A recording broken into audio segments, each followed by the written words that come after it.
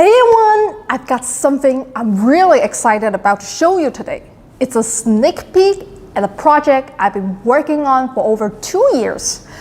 It's the 3D print mill. Now, mill in this case is like steel mill or lumber mill or a machine that produces a lot of things. Not like mill as in milling machine. That's a different mill. Because this is intended for small scale shop and garage manufacturing, I really wanted the name to reflect a sense of industry. This is a pre-production unit the factory just sent over for me to unbox. I am estimating it's about 80 to 90% of the way finished. While I tell you about it, let's unbox it and see if that's true.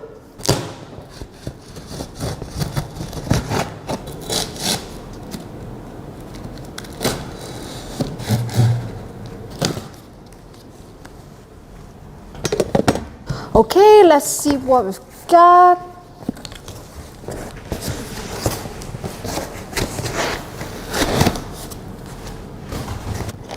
So, like usual, all the tools you need to assemble the printer is in the bag. Small roll of sample filament, some screws, filament bracket, display, power cord,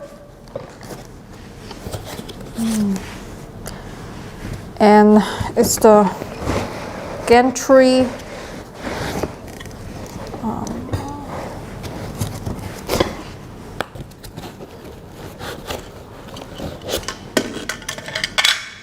all the parts for the printer.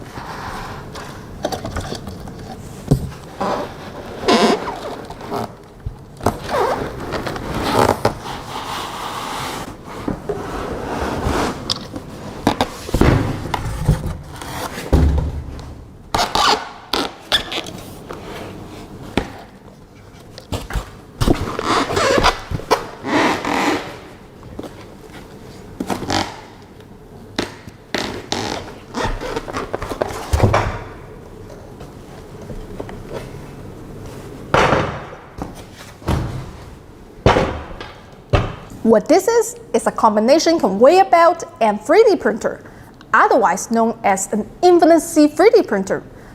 Now, machines like this have been around in different forms for a while. The idea for them goes back to 2008 in the regular forms, but I first heard about them back in 2016 when Bill Steele showed off both DLP and FDM Infinity C 3D printer designs. Then a short while after that, Broom done work with Bill to make the printer belt.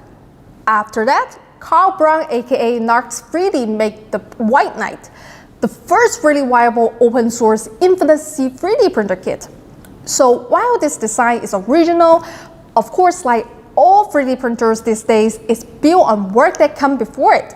And of course, in turn, I intend to open source this design so that others can build on it and continue the cycle of innovation. Anyway, as soon as I saw prototypes of 3D printers like this, I was amazed, and like a lot of people, I wanted one. The problem was only one company was selling an infinite C 3D printer, Black Belt 3D. And while they have a great product, it's $14,000. Worth every penny. Their link is in the description box, but pretty far out of my budget.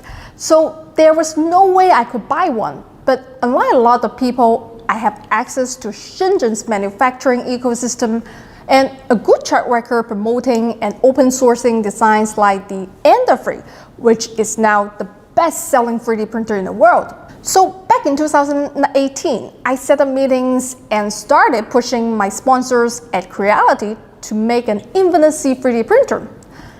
I invited Bill Steele to the factory to talk about having him design one. That didn't work out.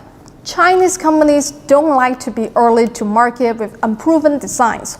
But I kept pushing, and eventually Creality agreed to let me head up a sort of skunkworks project to work with the engineers to build my own. I didn't want to interfere with Carl selling his kit for the White Knight, so this isn't his design. But when I started having questions about how to make it better, he was kind enough to come on as a consultant and really push things to the next level. So those of you who worried about copy designs, sure, I know where you're coming from, but please ask around in the community. Ask Carl, ask Bill, see if it's an original design that builds on their work before you jump to any conclusions. Everything I did was with permission, respect, and attribution. I'll do a full list of the history of this design in a later video. If you know anything about me, you know how seriously I take these things. I've watched how Chinese companies work for years. You've seen me fight for us to do better. And now that I'm finally managing my own project, I'm putting a lot of effort into making sure I do this the right way. Not just abiding by license agreements, but also respecting the people who did the groundwork.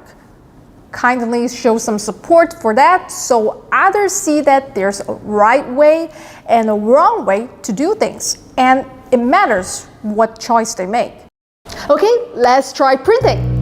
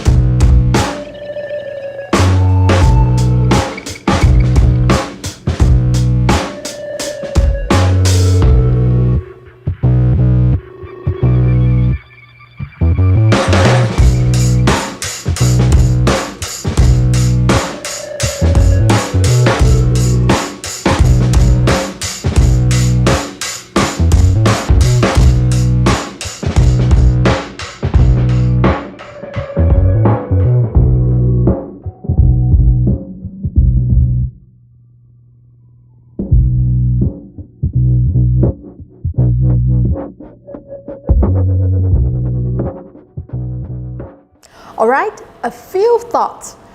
Who is this printer for?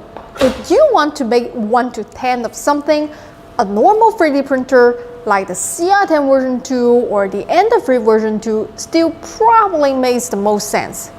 But if you want to make 10 to 1,000 of something, that's something the 3DPrintMill can do better than any other manufacturing option on the market today. If you want to make fewer of something that makes sense for injection molding, but it's also far cheaper and much lesser labor intensive than running a print farm with conventional 3D printers. This is the best game in town. It is ideal for a small business. You can run off 100 crowns each with a different kid's name on them for a birthday party or all kinds of specialty functional prints. There are a lot of niche 3D printed products being sold online right now, and this makes them much more cost effective to produce in quantity with far less labor. And you don't have to worry about having your tooling used without your permission and having your expensive design sold for less on AliExpress or anything like that. Infinite C 3D printers like this have the potential to be an absolute game changer for small scale manufacturing, and they keep your design files and IP out of other people's hands. It is also perfect for cosplay swords and spears, No more gluing 3 or more sections together. All the extra sanding and worrying about them coming apart. This can make a strong print larger than the printer itself. So how far along is this?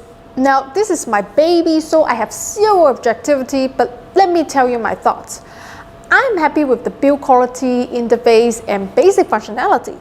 You can see on this pre-production version, some parts haven't been anodized, but that's a small thing. I'm trying to keep this under $1,000, so there's not a lot of room to get too fancy. Like every new Creality 3D printer design I've ever looked at, the print quality at this stage is not really acceptable. I'm not going to lie to you. See, drooping filaments, stuff like that, nothing I'm worried about. Just usual software stuff that's completely normal at this stage of development. Normally that's left up to the community to fix, but I don't really want to do things that way. Nothing is being offered for sale until I run off a bin of really clean benchables and assorted other standard calibration prints. It needs to have the same quality of at least the Ender 3. Carl aka Nars 3D, the creator of the White Knight, worked on the 3DPrintMill iteration before this one and got it all dialed in. And he just got this same model and sent me a list of things he'd like to see changed. You can see more of his tests over on his channel. The link is in the description box. There is a roller attachment coming, so you can print very long objects. This is perfect for those cosplay swords and spears I was talking about. I'd also like to offer something for holding 5 kg filament rolls. Also at the moment, if you want 100 copies of something, you set that in the slicing software. I'd like to be able to have one object's G-code on the card and set with the printer interface how many copies of it to print. When can you buy one? Again, there have been complaints in the past about Creality releasing printers before they are ready and then leaving it up to the community to fix all the problems or having to ship replacement parts. I really don't want to do that. My feeling is it will take about 2 months until this is something I'm willing to put my name on and my reputation behind. See, that's the box art. Literally, my name is on it. I know many of you are eager to buy one, but this is going to be my first Kickstarter and there will be a lot of eyes on it. I want to do this right. I don't want to ruin the market for bell printers by releasing something shorty just because it's fixable. But I'll shoot more videos, and Carl has been shooting videos, so you'll be able to see how things progress. That's it for today. If you're interested in the 3DPrintMill, the best way to stay up to date is to hit subscribe and notify. I'll see you all next time. And remember, if I can do it, anyone can do it.